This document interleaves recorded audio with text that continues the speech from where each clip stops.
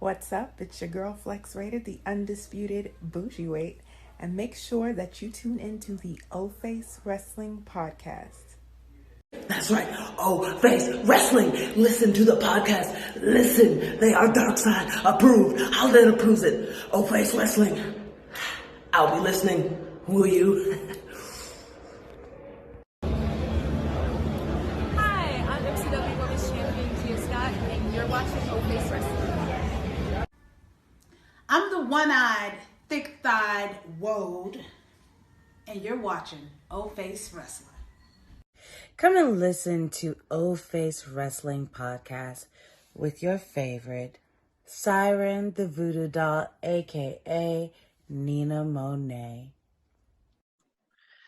Hey everyone, thanks for joining us today on O Face Wrestling. This is your host JT, and today I am joined by the one and only Flex Rated. Hey, how y'all doing? So thanks to you for joining us today on the show, Flex. So I'm really excited to talk to you and have you on the show today. I definitely got some interesting questions for you. So prior to this recording, you were telling me a little bit about that you're a former bodybuilder and a fitness model that turned into an independent pro wrestler. So kind of starting from the beginning, like what got you into the whole like bodybuilding and the fitness modeling? Well, I started that in 2010. I had hired a personal trainer because one of my friends was actually into the figure competitive competitions, and so she had told me about him, and I was like, well, I just want to get in shape, but that looks really cool. Maybe I could do that sometime. But I was just really trying to just lose weight and just get out of my my office chair.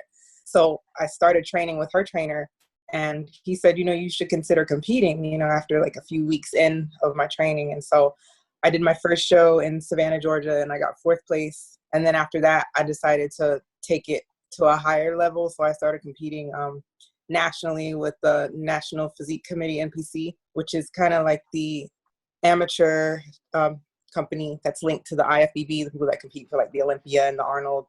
And I never got a pro card. I did it for about 7 years, but I did compete nationally for quite some time, and I loved it. But then I noticed that a lot of girls that were getting pro cards were getting signed by NXT, like Alexa Bliss and a few others. And I was just like, well, I've loved wrestling since I was around 5, 6 years old. And I've been wanting to do that since I can remember, since I was like 18. It just never materialized until later in life. And so I was like, well, I'm going to give it a shot. So I contacted WWA4 in Atlanta, even though I was living all the way down here in Hinesville, Georgia, which is like closer to Savannah. We're actually closer to Florida. And I contacted them because I just wanted some information just to know how to get into the business. And they said, well, we're doing a show on Labor Day weekend. This was back in 2013. And we need someone to valet one of our guys, and we'd love for you to come.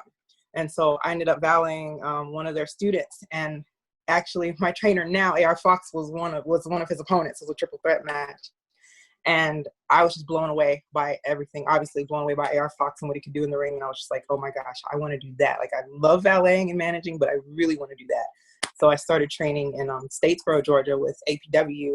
I trained there for probably about like a few months, not long. And then I ended up getting a job that got in the way of wrestling and some other things that got in the way of wrestling. So I took a hiatus for a good, I'd say about 3, almost 4 years, and I ended up moving to Texas and started training at DFW All Pro in Arlington, Texas. And I did that for about 2, almost 3 years. And now I'm back in Georgia and currently training, obviously not training right now because of what's going on. Yeah. But training with AR Fox. So I graduated from WWA4 back in February. And that was right around the time, right before the whole shutdown of everything. But yeah, that's some of my story. Gotcha. So kind of like, because I'm going to kind of get back to some of the other stuff you brought up later in that, but I'm going back to like the fitness modeling and all that. Like I've heard a lot of stories, at least with like the Victoria's Secret models, like 24 hours before the show, they have to have like, they can't eat anything and stuff like that. Is that how it goes with fitness modeling too? Like get that? It really depends.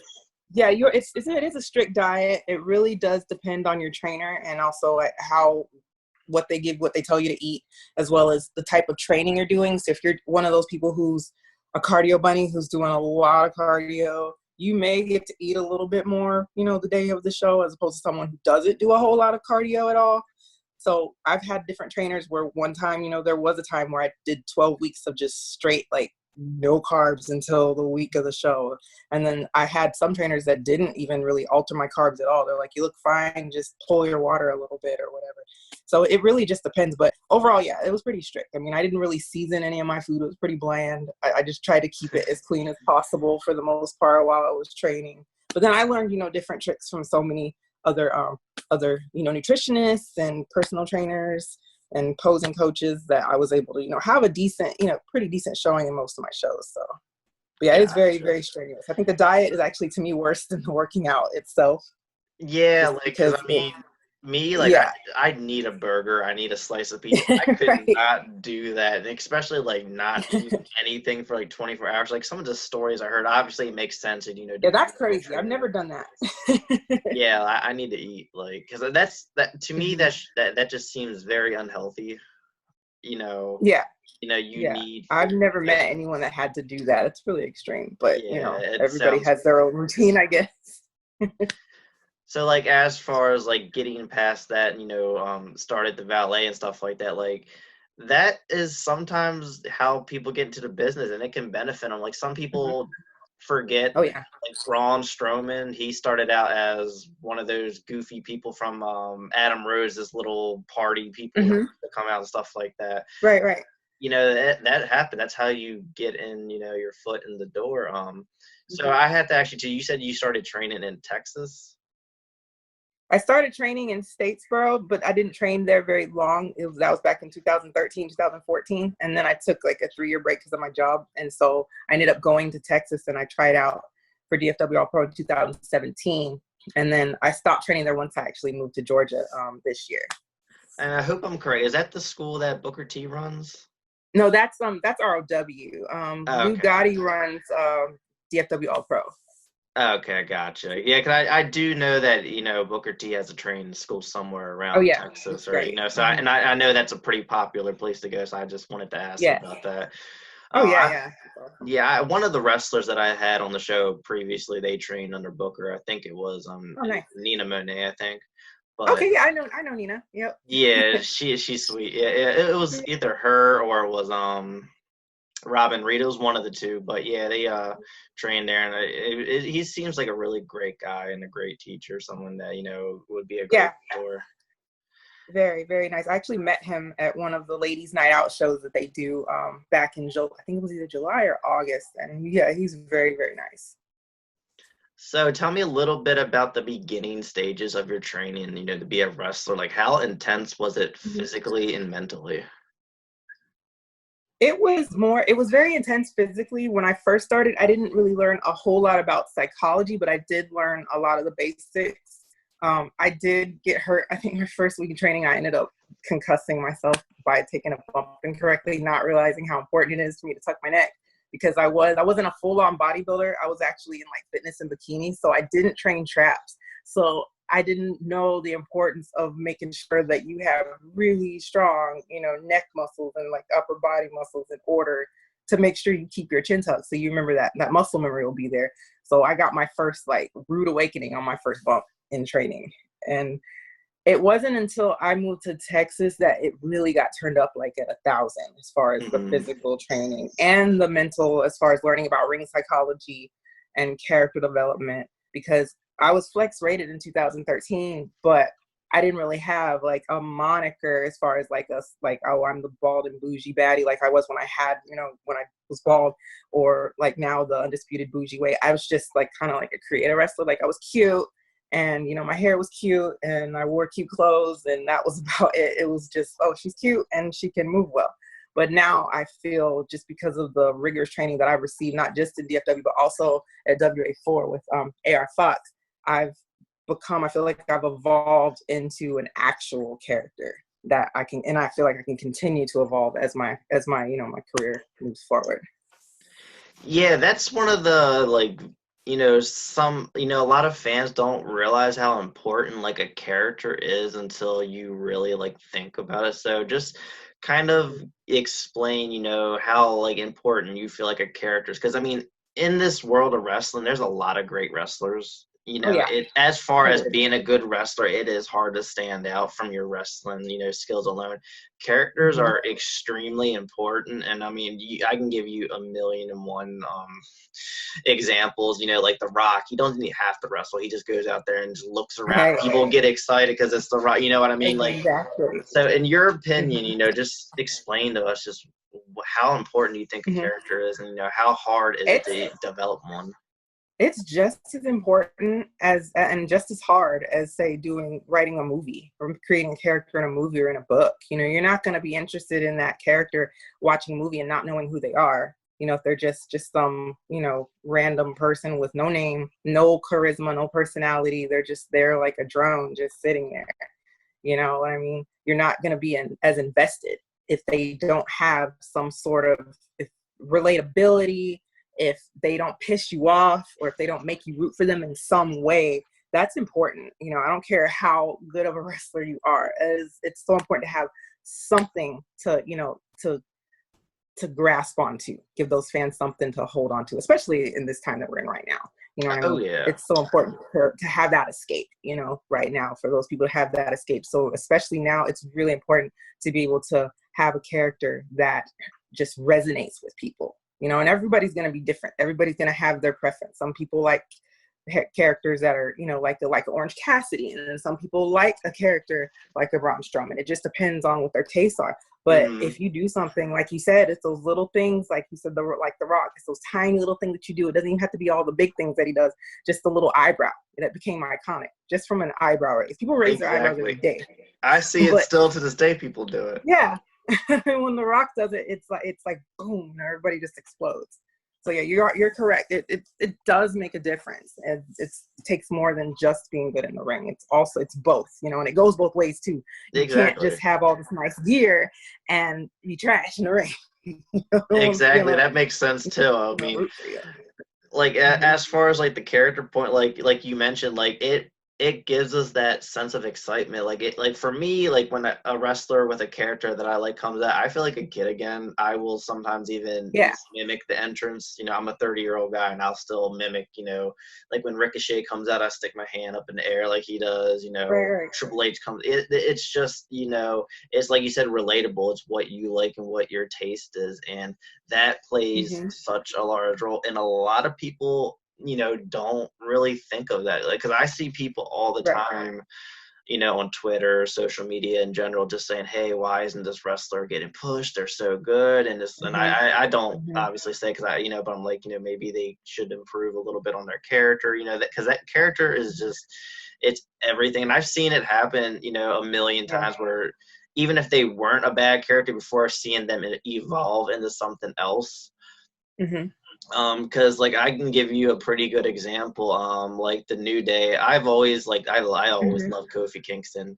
I've Yeah. always thought he was a great wrestler. But when they, you know, came together as a faction, first I wasn't really buying it. But then when they evolved to that whole Hmm. like the Bootios and all that, I was so in love Yes. with them coming out. They were Yes. so Same here. entertaining. Yeah. So Hmm. it's like evolving in the business is extremely important, you know, too. And it's like Very.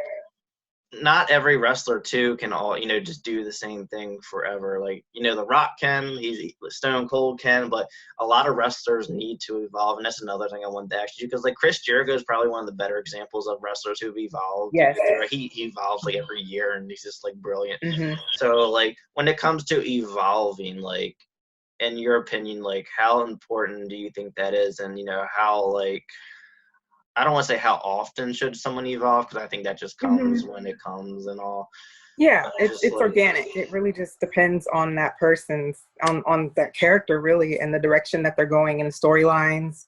You know, it just really depends, because like you said, Stone Cold is always Stone Cold, but then you also look at, you know, Jericho's one of my favorites when it comes to a character that's evolving, but also The Undertaker. You know, as long as The Undertaker's been in, he was also, you know, he wasn't just the dead man, he was Badass Taker. You know what I mean? And I love Badass Taker.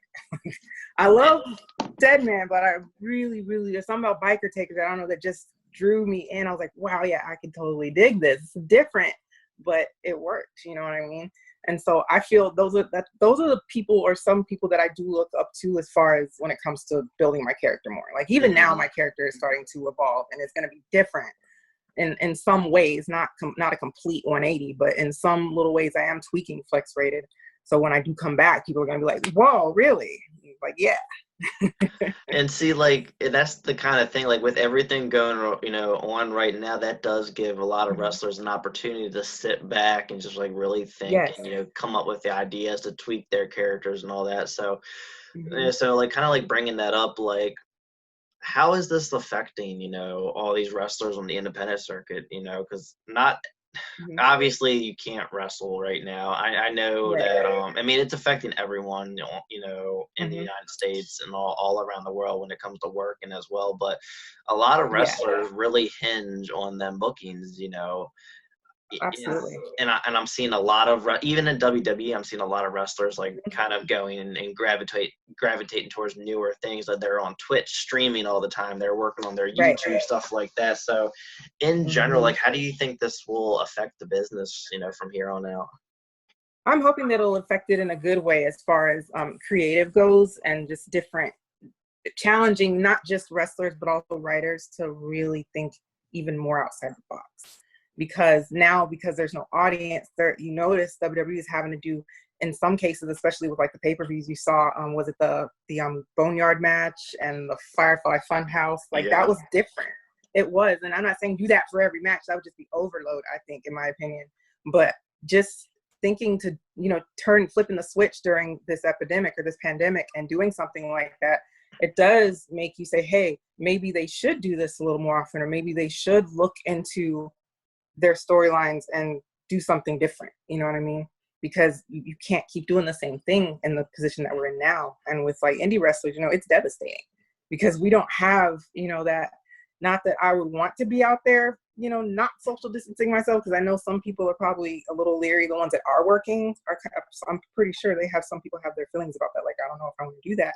But as far as indie wrestling, even though we know that we're not going to be wrestling right now, it doesn't negate the fact that we're devastated by it. That we're really, a lot of us people that I know, we're, either tweaking our characters, or some people are even starting their own Patreons. I've even considered it, maybe, I'm not sure yet. Like, I kind of toyed with the idea.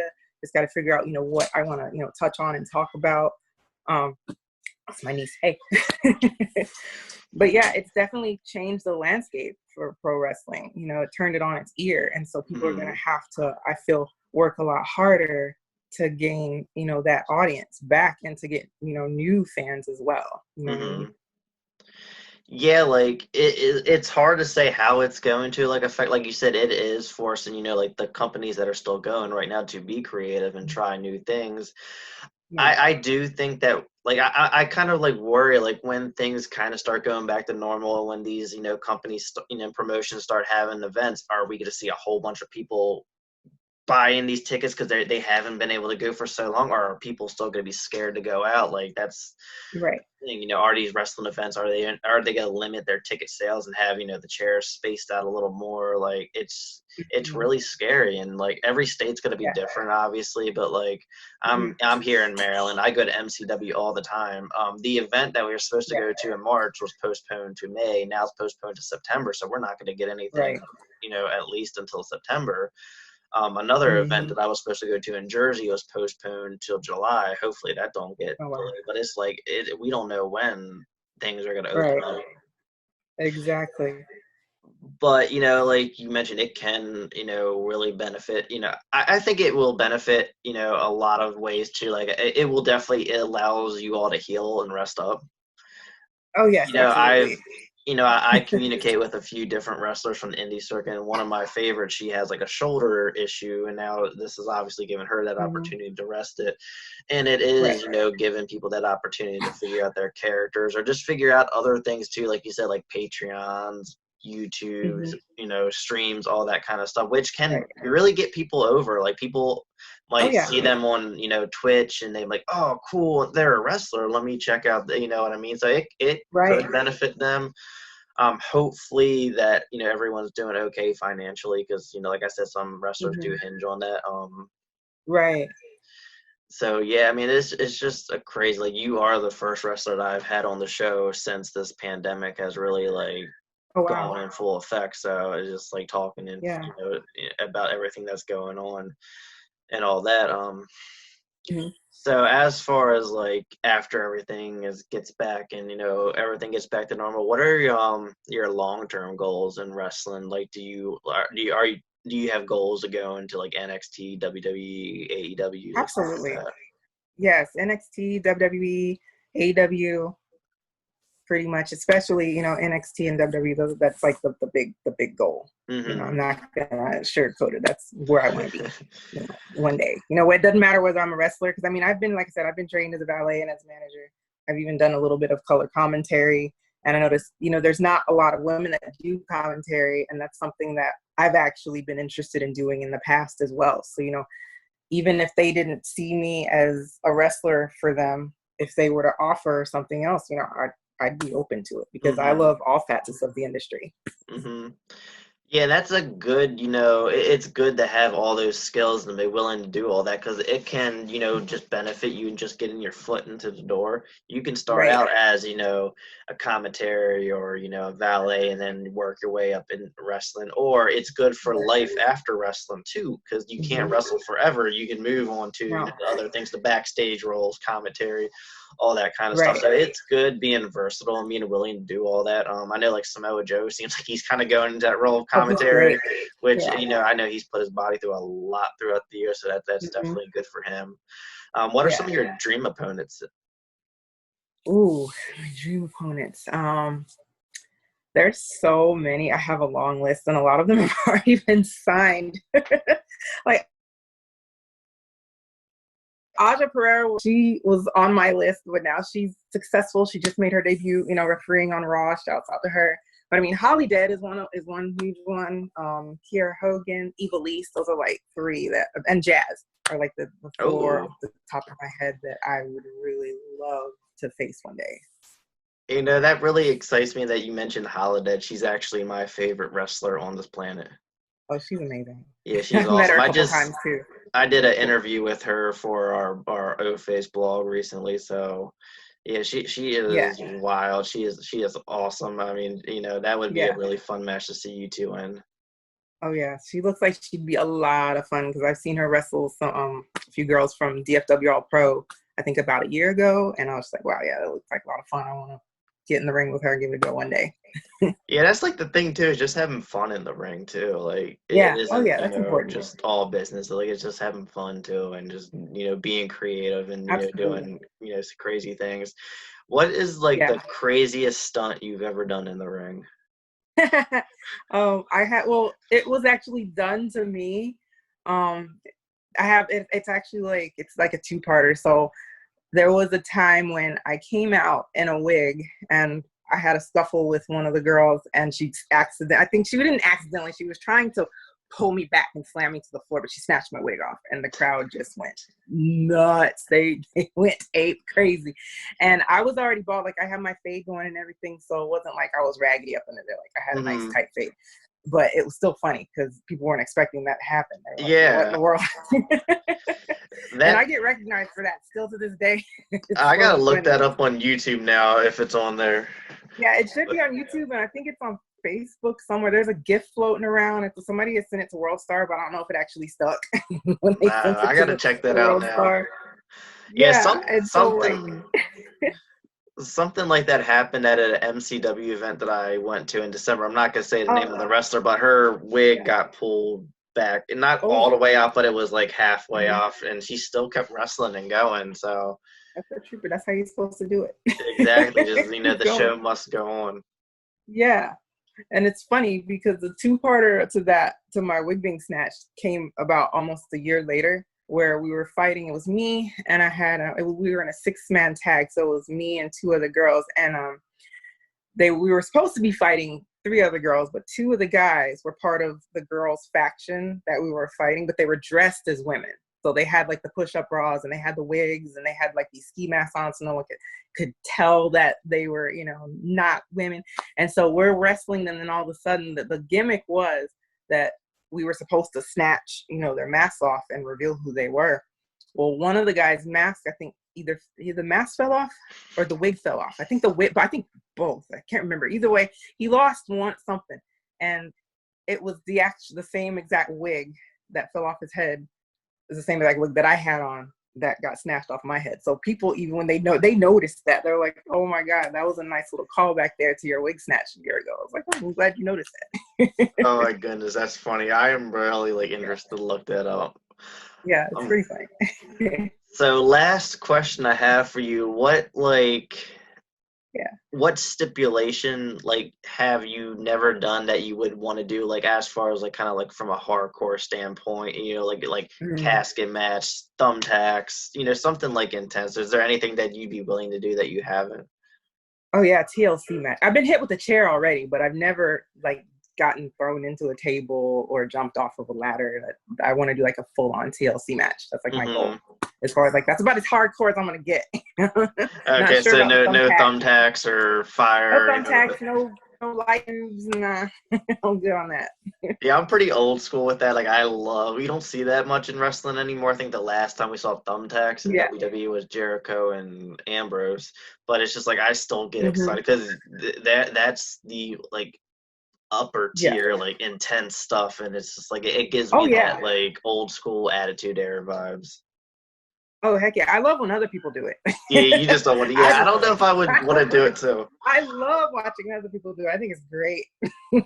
I don't know if you saw it, but I forgot it was a match with he's John Moxley now, but he was fighting some guy in AEW, and he picked him up, slammed his feet on the tacks. And the look on his face, his eyes rolled back in his head. I was like, you can't pay me enough to do that. That's nuts. It is, but I mean, a lot of these wrestlers are tough as nails, and they'll go all out. So I mean, kudos to them for wanting to entertain us. Oh yeah, totally. All right, so Flex, I think that wraps up our interview here. So thank you for joining us today on O Face Wrestling, and it was a pleasure having you. Thank you. It was a pleasure being here. Thank you for having me. No problem at all. Do you want to share some of your social media?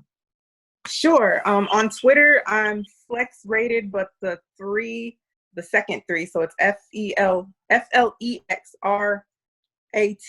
3D is my name on Twitter. Not the regular. If you spell it just like Flex Rated, you're gonna find my old bodybuilding page, which is fine.